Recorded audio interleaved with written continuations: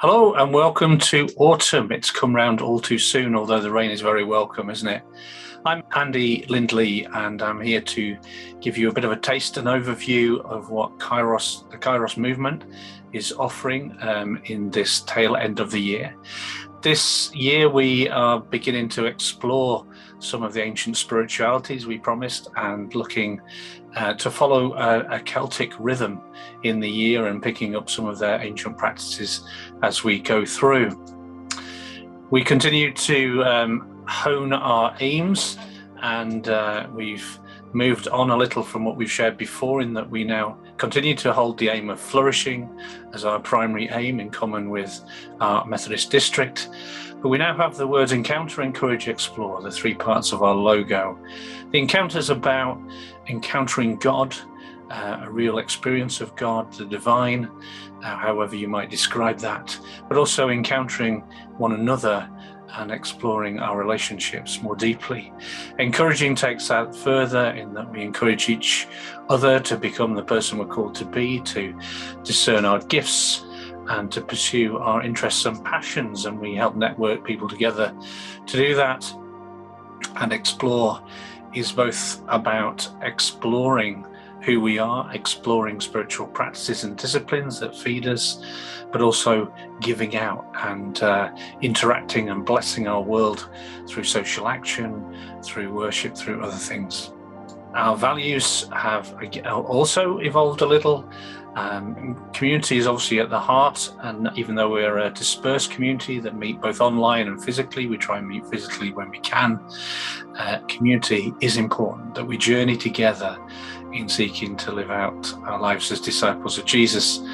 We seek a faith that's grounded in the everyday, not just a Sunday faith, so putting it into practice in the way we live our lives. We want to have fun and be curious, so we encourage people exploring spiritually and trying new things and constantly evolving.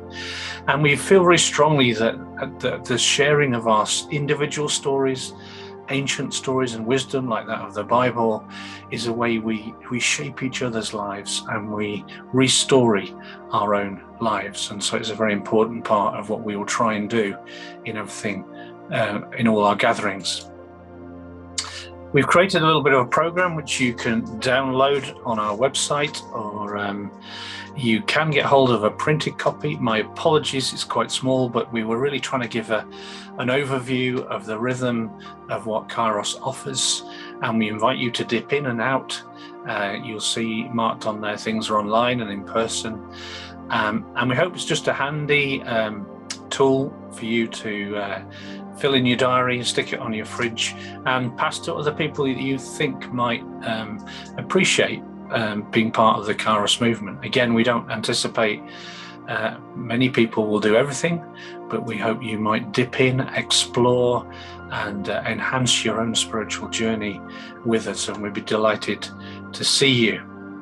Part of the program will be our usual opportunities for encounter. These grow as we grow. We develop new things, and the opportunities for study, for space, for meditation, various forms of prayer and worship will continue to be offered. You'll find more information on each of these on our website. Space I really like, because we try not to be too busy and do too many things. We've got space for our own creativity and recharging and time with God. Among the things that we're starting afresh in the autumn is something called 5x5. It's drawn from a secular idea of 10x9, where there are 10 stories, 9 minutes each, and people listen to one another and converse. Our version is a bit shorter, 5x5. We look at 5 stories. One of those may be from the Bible, from ancient wisdom. The others we hope will be contributed by members of Kairos and be something that's important to them or has spoken to them. And we'll hear 5 of those things, and then there'll be opportunity for us to chat, to pray, to respond in whatever way as we are together, and probably take some refreshment. It is an online meeting on Zoom, so you're very welcome to join that wherever you are, and that takes place monthly. There's still time to join our reading program. For those who kind of want to read along, we have a daily reader And we have a WhatsApp group that can reflect and discuss what we've read if we've been particularly prompted or want to unpack that further. And although we've begun, you can pick up the program. It will kind of work cyclically. You can either catch up very quickly, as we're only in the first few weeks, or you can choose to read that at the end of the year. There's no problem with that at all. We all continue to meet for encouragement of one another, and there are various opportunities to do so, some of which shape our lives together, some of which just offer an opportunity to go more deep with one another. Some are about learning and shaping our ministry together, so we help each other in that formation. We also offer opportunities to explore, and we work with many partners. We try not to reinvent the wheel if we don't have to. So there are groups of people who work in different places who meet together for encouragement in their ministry. There are things that we do as a whole movement together in encouragement, and this is about social action. This is about engaging with the environment. This is about exploring the boundaries of faith and the new things, new ideas that have been discussed, such as AMED. Just to give a taste of the next few months, in September, our kind of theme is celebrating harvest, as many churches will be doing, but also looking at the ancient practice of sacred wandering. And on our website, we've got details of a St. Bede's session coming up very shortly that will unpack that in an evening. But we hope you will do some harvesting, either of hedgerows or your garden, and make something that we can share for our gathering. We're going to have a walk around Lastingham and look at holy wells. We'll have a jam making session for those who want to come and learn and do that together. And so we bring all that together when we gather.